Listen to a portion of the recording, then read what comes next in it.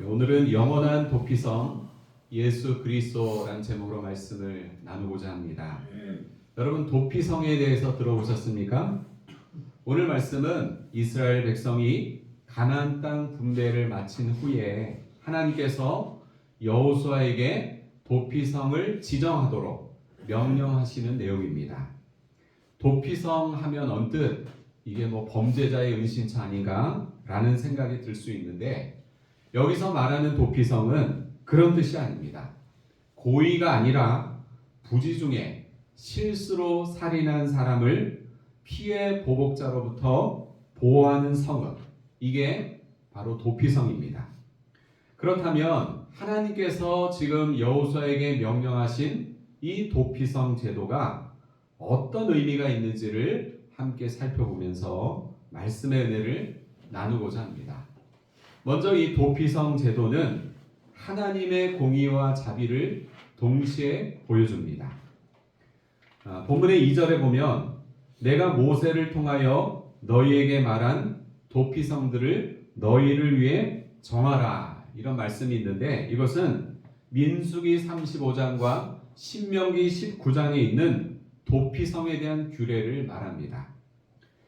이스라엘 사회에서는 동해보상법이라는 것이 존재했는데, 동해보상법이라고 하는 것은 출애굽기 21장 말씀처럼 그냥 간단하게 생각하면 눈은 눈으로, 이는 이로, 생명은 생명으로, 이런 원칙을 따르는 보상법을 말합니다. 이제 과거에는 이걸 동해보복법이라고 하기도 했는데, 사실 이 동해보복법 하면은 원래 이 성경의 규례의 의미가 왜곡되기 때문에 동해보상법이라고 합니다.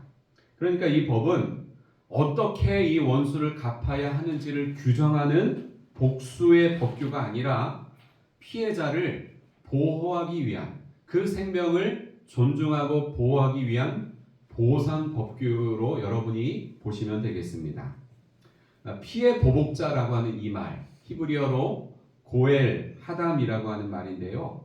이것은 죽임을 당한 자, 살인 당한 자의 가족이나 친족 중에서 복수의 책임을 맡은 사람을 말하는데, 고의성이 있는 살인을 저지른 사람은 도피성에 들어간다 할지라도 그 피해 복수를 면할 수가 없었습니다. 하지만 고의성 없이 오늘 본문에 나와 있는 것처럼 부지 중에 실수로 사람을 죽인 자는 그 도피성에 들어갈 수 있었습니다. 그 도피성에 들어가서 자기의 생명에 그 살해당하는 것을 피할 수가 있었습니다. 그런데 우리가 여기서 생각해야 할 것이 있습니다. 아무리 고의성이 없는 실수여도 사람을 죽인 죄는 하나님 앞에서 엄중한 것이기 때문에 밖을 나갈 수가 없고 도피성 안에만 있어야 한다는 것은 사실상 가벼운 감금의 기능을 하는 것입니다. 감금의 기능. 이걸 연금이라고 하죠. 연금. 가택연금. 집안에서 집 밖을 못 나간다, 이러면 이제 가택연금이라고 하거든요. 가고 싶어도 밖에를 못 나가는. 그러니까 가벼운 감금의 기능을 이 도피성이 하고 있다는 겁니다. 그러므로 이 도피성은 오늘날로 말하면 과실치사 죄를 지은 사람을 일정 기간 사회로부터 분리하는 감금의 기능을 하고요.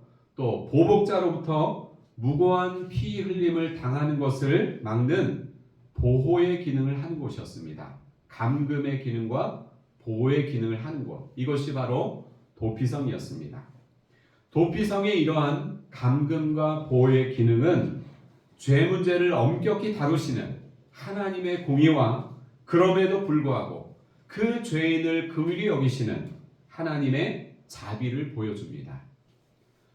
부모가 자녀를 양육할 때 온전한 부모라면 자녀의 잘못을 그냥 넘겨서는 안 됩니다. 따끔하게 그 잘못을 깨우쳐주고 다시는 그런 잘못을 반복하지 않도록 매를 대서라도 부모는 자녀를 훈계해야 합니다. 그런데 그렇게 자녀를 야단치고 나서 부모의 마음은 편치 않습니다.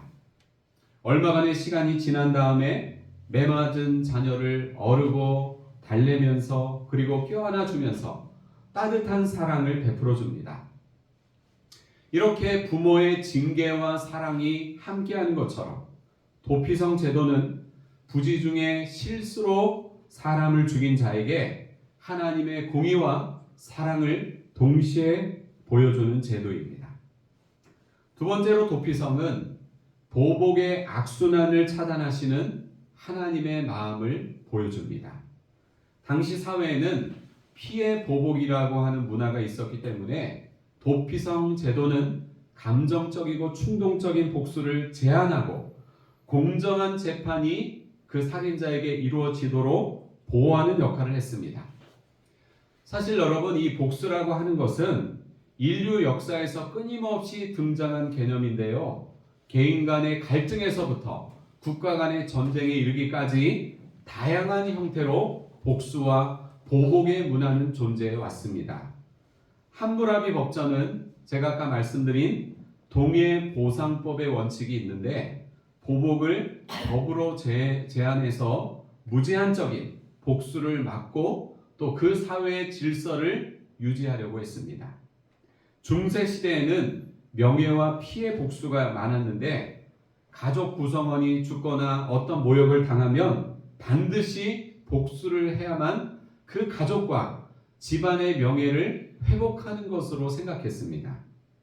근대 계몽주의 시대에는 복수보다는 좀 합리적으로 법과 재판을 통해서 공정한 형벌을 강조했습니다. 미국의 서부개척 시대에 여러분 옛날 영화 많이 봤죠? 어떤 게 있죠? 총잡이 복수가 있죠. 총을 가지고 그냥 1대1로 서로 원수가 만나가지고 누가 먼저 총을 쏘느냐, 거기에 의해서 이제 복수를 하는 그런 문화가 있었고요.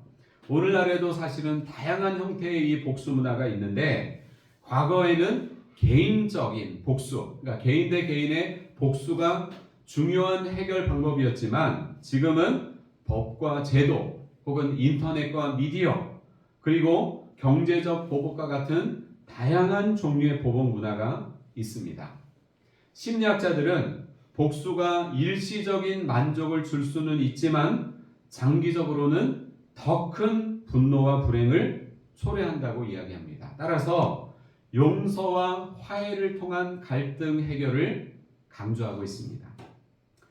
사실 여러분, 아무리 고의성이 없어도 내 가족이나 친족이 누군가의 실수로 죽었다면 그 감정 때문에 눈이 뒤집혀져서 얼마든지 살인자나 살인자의 가족까지 죽일 수 있습니다.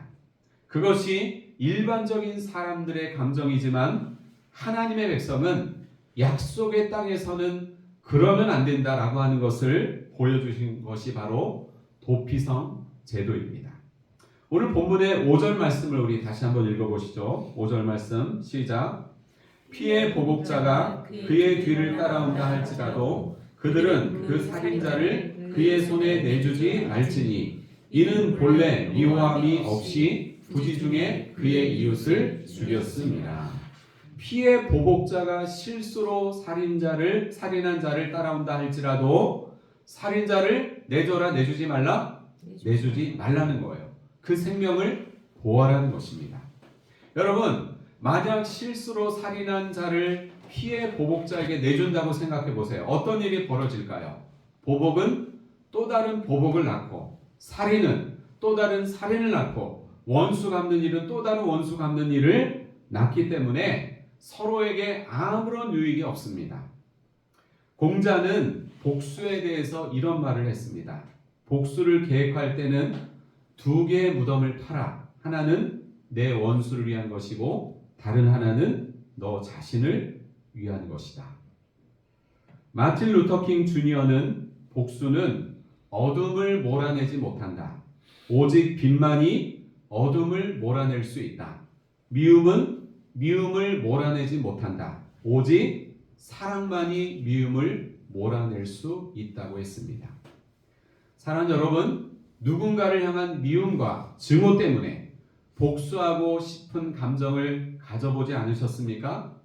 그 감정을 이겨내기란 정말 쉽지 않지만 분명한 것은 복수는 절대 하나님의 뜻이, 하나님의 방법이 아니라는 사실입니다. 여러분, 이 세상에 만약 법도 없고 공권력도 없다고 생각해 보세요. 세상은 복수를 통한 피비린내가 끊이지 않는 생지옥이 될 것입니다. 도피성 제도는 감정적이고 사람들의 충동적인 이 복수를 제한하고요. 공정한 재판이 그 살인자에게 이루어지도록 부지중에 살인한 자를 보호하는 역할을 했습니다. 그러므로 우리는 이 제도를 통해서 인간의 죄성으로 인한 보복의 악순환을 차단하시고 하나님의 백성들이 하나님의 사랑과 자비의 성품을 따라 살기 원하시는 그 하나님의 마음을 읽을 수 있습니다. 그렇다면 그 당시 도피성은 오늘을 살아가는 우리들에게 어떤 의미가 있는 것입니까? 도피성은 죄인을 구원하신 예수 그리스도를 예표합니다. 한번 따라합시다. 도피성은 죄인을 구원하신 예수 그리스도를 예표한다. 여러분, 이 도피성 안에 갇혀 있던 살인자가 완전한 자유를 얻게 되는 때는 언제입니까? 언제 완전한 자유를 얻게 되죠? 자, 본문의 6절 말씀을 같이 읽겠습니다. 6절 말씀 시작. 그 살인자는 회중 앞에 서서 재판을 받기까지 또는 그 당시 대제사장이 죽기까지 그 성읍에 거주하다가 그 후에 그 살인자는 그 성읍 곧 자기가 도망하여 나온 자기 성읍 자기 집으로 돌아갈지니라 하라 하시니라. 여러분, 살인자가 완전한 자유를 얻는 때는 언제죠? 이 6절 말씀 앞부분이 좀 헷갈리게 되어 있습니다. 회중 앞에 서서 재판을 받기까지 또는 그 당시 대제사장이 죽기까지라고 되어 있는데 이 6절을 세번역 성경으로 보면 헷갈리지 않습니다.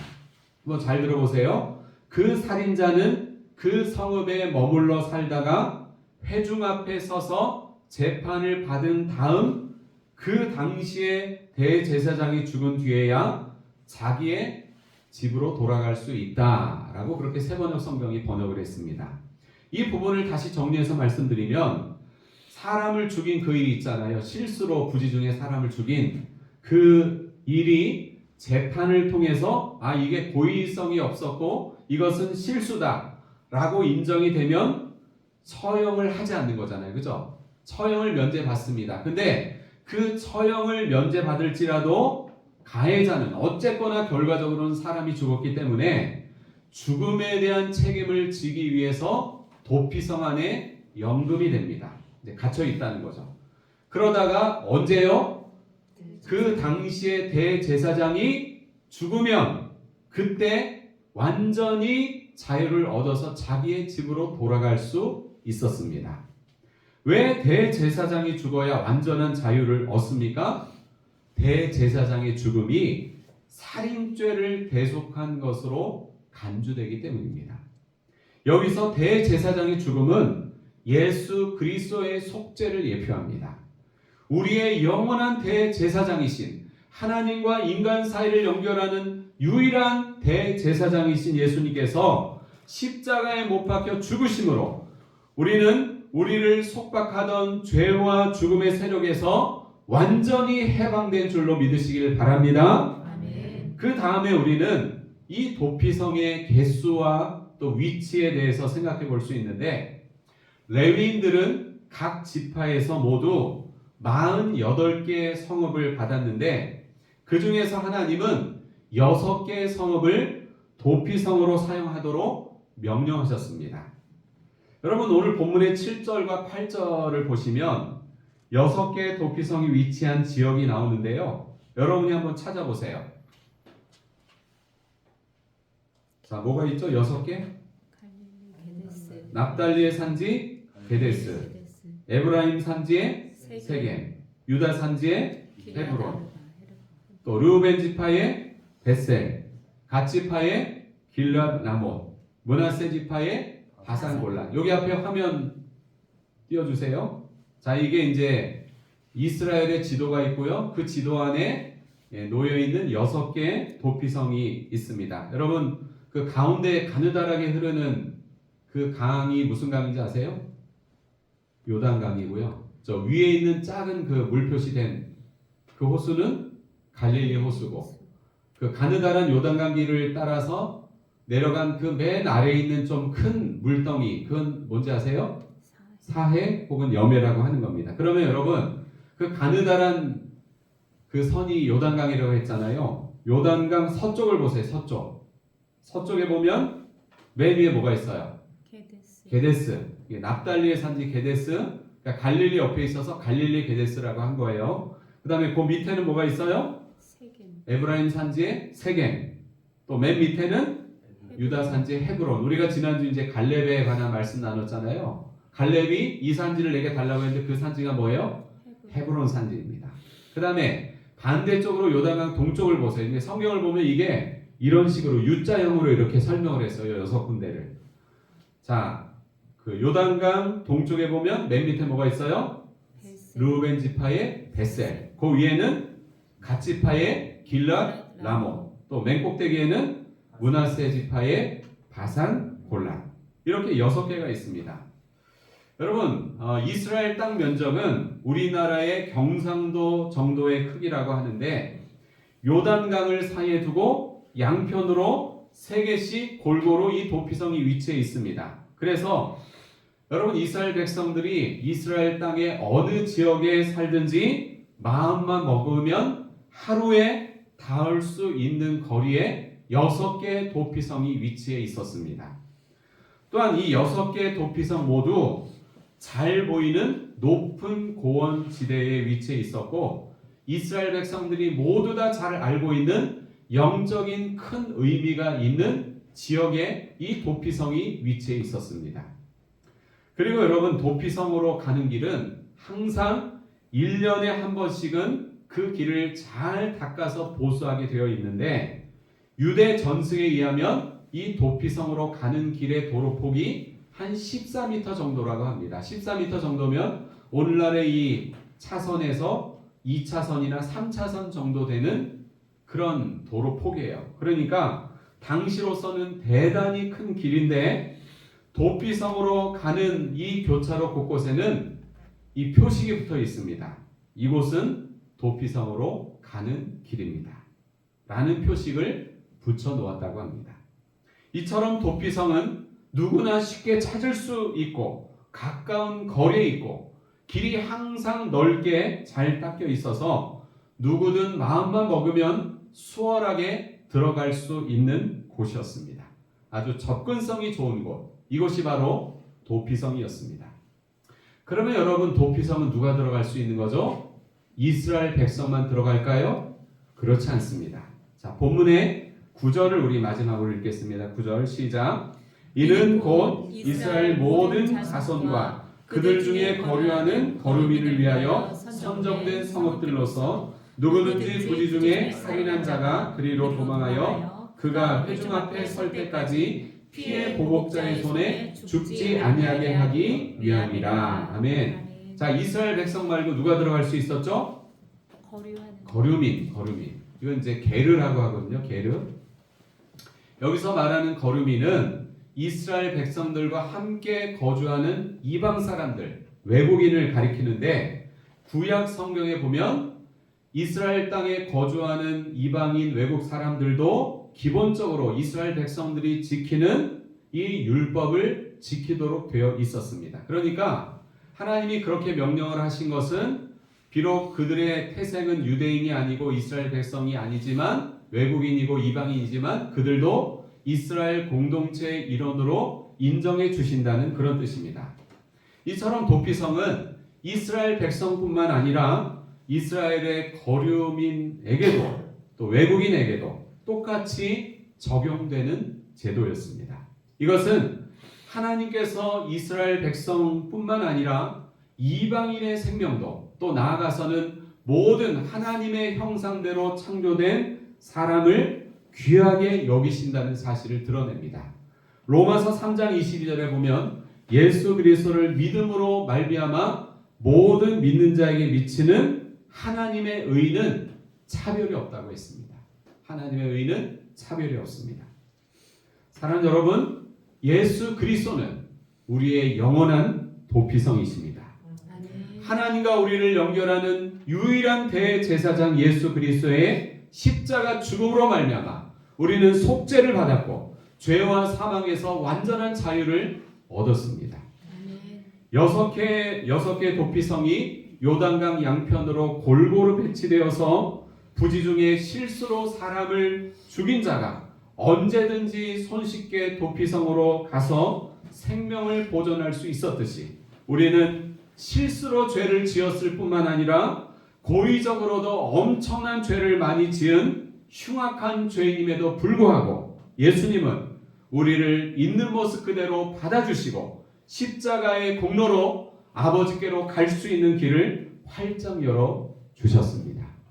오늘의 말씀을 정리합니다. 이 앞에 보세요. 자, 같이 읽습니다. 시작. 도피성은 하나님의 공의와 자비를 동시에 보여줍니다. 두 번째, 도피성은 보복의 악순환을 차단하시는 하나님의 마음을 보여줍니다. 마지막, 도피성은 죄인을 구원하신 예수 그리스도를 예표합니다. 아멘. 이 도피성은요, 받아들이는 성읍이라고 하는 뜻을 갖고 있는데 예수 그리스도는 우리의 영원한 도피성이 되셔서 나 같은 죄인을 있는 모습 그대로 받아주시고 십자가의 피로 용서하시고 영원한 구원을 베풀어 주셨습니다. 그러므로 이러한 도피성의 은혜를 받은 우리들이 또 주님의 교회가 감당해야 될 사명이 있습니다. 그것은 교회가 이 시대의 도피성이 되는 것입니다. 한번 따라해 보겠습니다. 교회는 이 시대의 도피성이 되어야 한다. 이 시대의 도피성이 되어야 한다. 예수님을 믿지 않는 영적인 이방인들이 언제든 가까이서 주님을 만나고 주님을 찾아갈 수 있도록 그들을 받아주고 예수님께로 인도하는 우리 모두가 될 수 있기를 예수님의 이름으로 축원합니다. 아멘. 기도하시겠습니다.